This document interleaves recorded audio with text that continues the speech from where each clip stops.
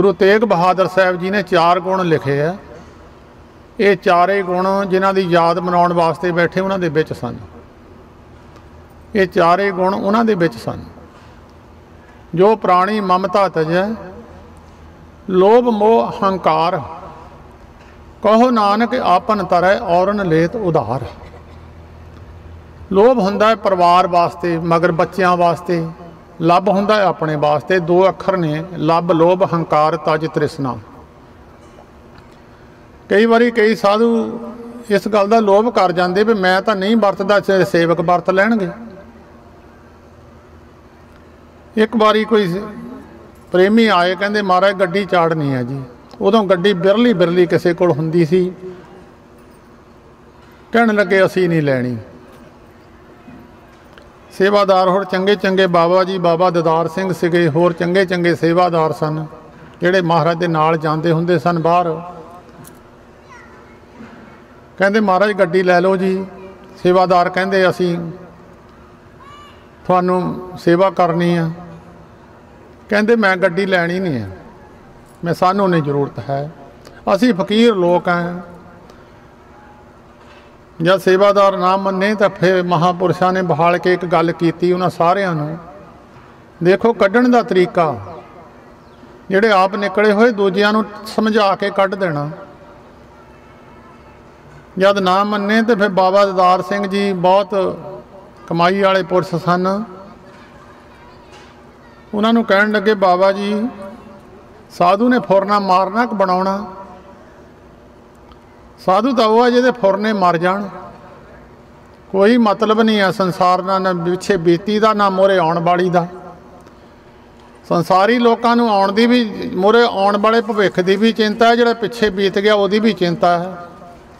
कोई किसी का कुछ बिगड़िया होया, किसी का कुछ बिगड़िया होया, उन्होंने सवारन की चिंता है। ना पिछले बीते की चिंता तो ना आउण वाले की चिंता। कहते साधु ने फुरना बनाउणा कि मारना? कहते महाराज मारना जी। कहते फिर असी गड्डी लवांगे, ड्राइवर की चिंता पऊगी, सर्विस की चिंता पऊगी, कभी टायर पाट गया, कभी कुछ पाट गया, हर वेले दिमाग उत्थे घूमी जाना।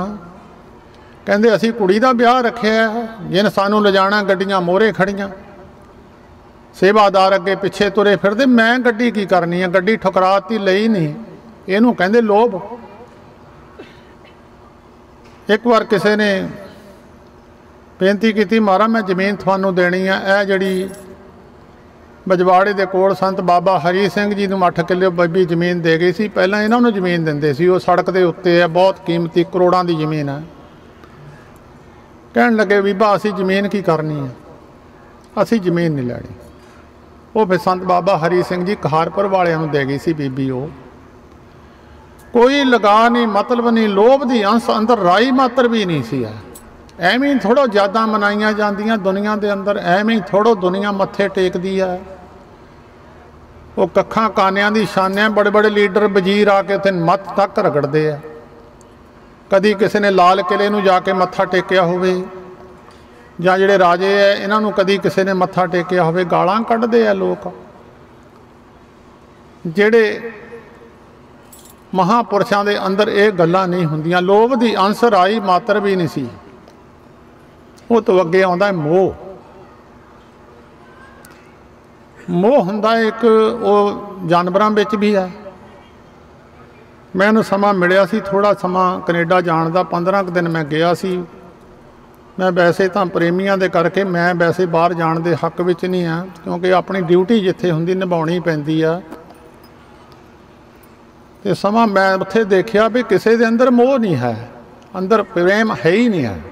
मोह तो अंदर होवेगा, प्रेम है नहीं। फिर मैं बाकियां दा हो सकता तुहाडे विच भी कई सियाणे पुरख होणगे, उन्होंने भी तत्त कढ़िया होऊगा। मैं अपने दिमाग मत बुद्धि अनुसार ये तत्त कढ़िया। एक मोह किहनूं कहंदे, प्रेम किहनूं कहंदे आ, भगती किहनूं कहंदे। जे रब नाल प्रेम करिए तो प्रेमा भगती है, जां संसार नाल करिए उहनूं मोह कह दिंदे आ। उधर किसी का भी है नहीं, एक दूजे नाल कोई एक दूजे नूं मिल के राजी नहीं है।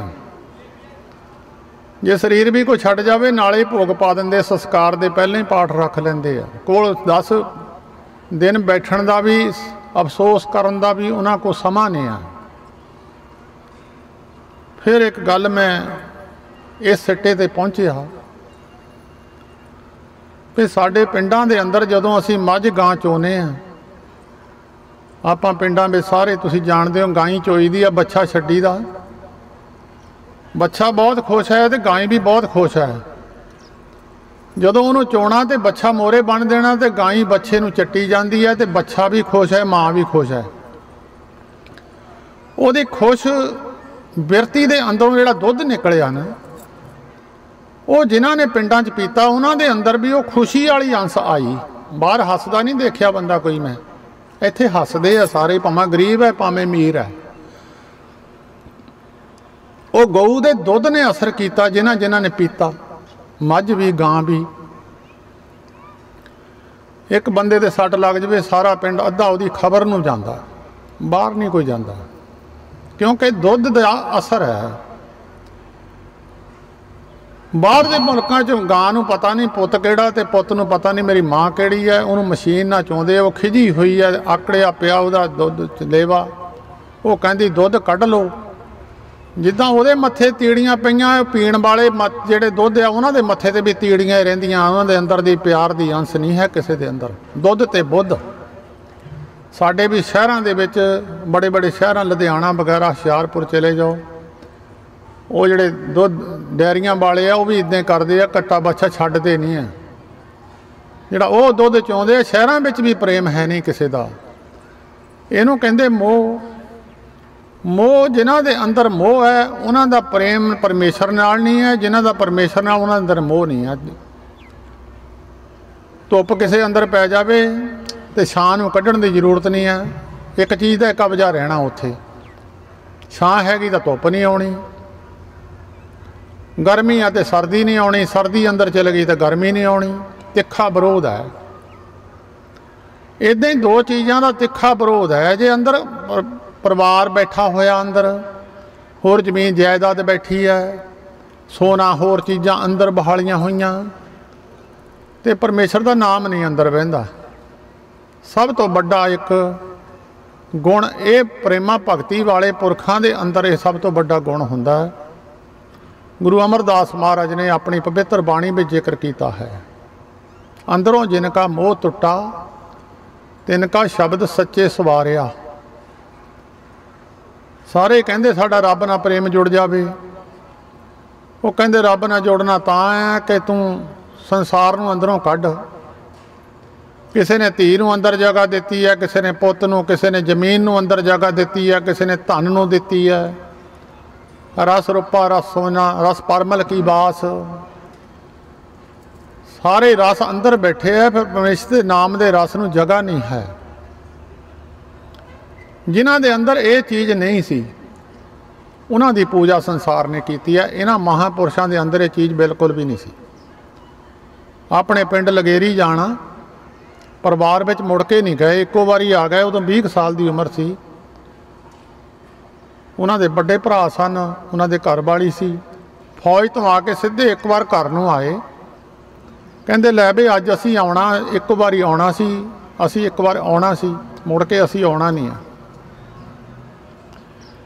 जदों बेनतियां कीतियां बाबा बिशन सिंह जी नंगल वालियां ने, महाराज लगेरी भी चरण पा दिओ। फिर जाके स्कूल में रहना, बाहर पिंड तो काफ़ी दूर है बाहर स्कूल, उत्थे चो दे कंढे उत्थे पिंड स्कूल में रहना। पिंड के लोगों ने उत्थे मिलण आउणा, परिवार ने भी उत्थे मिलण जाना, मुड़ के घर वाल नूं मोह नहीं कीता। जिहदा घर वाल नूं मूँह है रब वाल नूं पेठा है, जिहदा परिवार वाल नूं मूँह है रब वाल नूं पेठा है।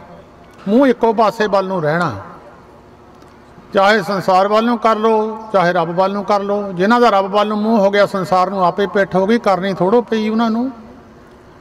मोह तोड़िया नहीं जाता, जिन्ना रब नाल प्रेम वध जाता मोह अपने आप ही टुट जाता। तुसीं तुहाडे विच बहुत सारे प्रेमी बैठे आ, बाणी पढ़न वाले। मैं सारियां दी गल नहीं करदा हुंदा, सारे तुसीं बैठे हो इस वेले तां सारे भागशील हो। कुछ बंदियां दे अंदर प्रेम हुंदा रब दा, वो कहंदे भी किसी तरीके साडी रब दे नेड़े हो जाइए। वो देखो जिन्ना जिन्ना ज़्यादा बाणी पढ़ोगे उन्ना दा मन संसार वालों अदास हुंदा चले जाओ, अपने आप ही हुंदा चले जाओ, करन दी जरूरत नहीं है। फिर वो अपने काम काज तो भी पैर पिछे खसकाउण लग जाता है। जिन्ना संसार विच परविरत है उन्ना वो दूजे पासे नहीं है। भगतां ने भी काम तां कीते है, भगतां ने काम कीते है। भगत रविदास जी ने जुत्तियां गंढियां, मरे हुए पशु चकते रहे लोगों के। गुरु ग्रंथ साहिब विच लिखिया, रविदास ढबंता ढोर नीत तिन त्यागी माया। मरे पशु चकदा सी ते माया का त्याग कर दिता। प्रगट हुआ साध संग हर दर्शन पाया। नामदेव जी ने चंदे छापे है, कबीर साहब ने खद्दर बुनिया। कोई पदार्थां की घाट नहीं सी। भगत रविदास जी ने पारस दे गया सी। कोई पारस है गुरु ग्रंथ साहिब में जिक्र है, वेदां शास्त्रां में भी जिक्र है। एक पत्थर है, एक पहाड़ां में हुंदा है, वो महापुरुषां की दृष्टि में हुंदा, आम दुनिया नूं नहीं पता लगता। किसी भी दुनिया के राजे कोल पारस नहीं है। अगर पारस हुंदा दुनिया लड़ मर जानी सी। जिन्ना हिंदुस्तान का लोहा है सारा उन्हें सोना। भगत रविदास जी ने एक पारस दे गया सी कोई महापुरख, कहंदा भगत जी ए जेड़े लोहे नूं लाओगे सोना बन जूगा। वे तुहाडे संगत बहुत आउंदी है, तुहाडा खर्चा ज़्यादा है। भगत जी कहंदे भाई इत्थे रख जा। उन्हें छन दे विच एक जगह रख दिता। समय बाद वो कुछ सालों बाद मुड़िया। उन्हें कहा भगत जी तो बहुत हुण अमीर होए होने आ। जाके देखिया उही छन बनी हुई है, जुत्तियां गंढ रहे है।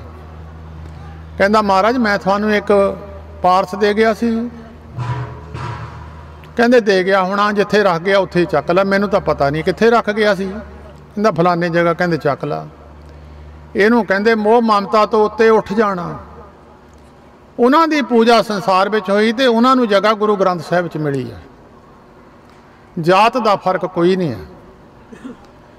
कोई चूड़ा DC की पढ़ाई पढ़ लवे वो कुर्सी ते बह जाता, कोई जट पढ़ लवे, बाहमण पढ़ लवे वो कुर्सी ते बह जाता। पढ़ाई है, ब्रह्म ज्ञान की पढ़ाई है। तुसी पढ़ लो, तुहाडी पूजा हो जानी है।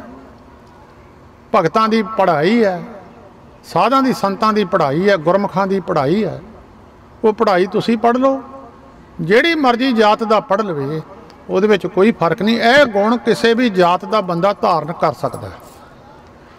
गुरु ग्रंथ साहिब जी के अंदर बहुत सारिया जातां दे भगत बैठे हैं। उन्हां विच गुण सन तां जगह मिली है। असी कदी कहा सी भगत रविदास नूं मत्था नहीं टेकना, असी तां गुरु नानक नूं टेकना। सारे विच बैठे बराबर बैठे, बराबर दीयां कुर्सियां ने। सारी दुनिया मत्था टेकदी है, सारी दुनिया उन्हां दी बाणी दा कीर्तन करदी है। पढ़ाई पढ़ लई ब्रह्म ज्ञान की, ब्रह्म ज्ञान की पढ़ाई पढ़ लई, उसे पदवी ते बैठ गए।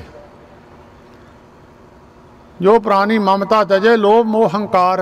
हंकार बिरती एक बहुत पुरातन पिछलियां समियां तो चलिया आउंदा। गुरु ग्रंथ साहिब च लिखिया ये पुराना रोग है, यदि आत्मा नूं रोग ये जांदा नहीं है। ये आत्मा का सुभाव उही रहिंदा।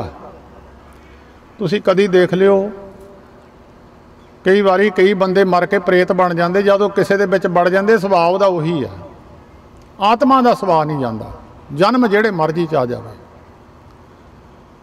वो एक पुराना रोग है। ये रोग करके परमेश्वर के नेड़े नहीं बंदा पहुँचता। हौमे उन्होंने कहते हैं जब उंगली खड़ी करके दूजे नूं ज्ञान देवे।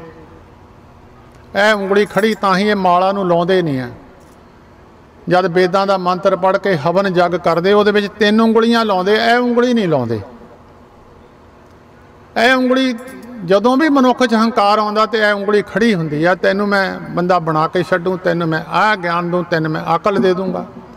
जब बड़ा मनुख किसी नौकर नूं भी ताड़ना करदा तो उंगली करके ताड़ना, कदी ए उंगली नहीं हुई जां ए नहीं हुई, ए उंगली करके इहनूं कहंदे हौमे।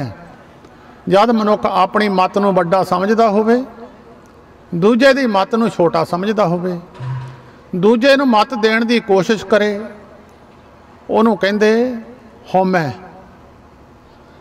जिहने इस गल नूं छड्ड दित्ता, संसार नूं वड्डा जान लिया, अपने आप नूं छोटा जान लिया, वो इस पढ़ाई नूं पढ़ गया। आपस को जो जाने नीचा, सो गनिए सब ते उच्चा।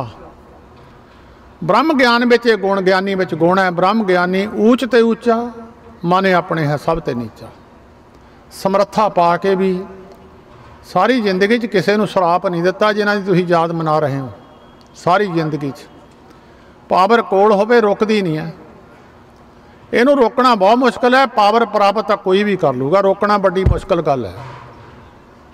ਬਾਬਾ ਵੀਰ ਸਿੰਘ ਨਰੰਗਾਬਾਦ ਵਾਲੇ ਸਿੱਖ ਇਤਿਹਾਸ ਦੇ ਵਿੱਚ ਨਾਂ ਹੈ ਉਹਨਾਂ ਦਾ। 35,000 ਫੌਜ ਕੋਲ ਹੈ, ਪੰਜਾਬ ਗੌਰਮੈਂਟ ਚੜ੍ਹ ਕੇ ਆਈ ਹੈ। ਬਾਬਾ ਵੀਰ ਸਿੰਘ ਨੇ ਕਿਹਾ ਹੱਥ ਨਹੀਂ ਚੱਕਣਾ ਕਿਸੇ ਨੇ। ਲੋਕ ਕਹਿਣਗੇ ਸਿੱਖ ਆਪਸ ਵਿੱਚ ਲੜ ਕੇ ਮਰ ਗਏ।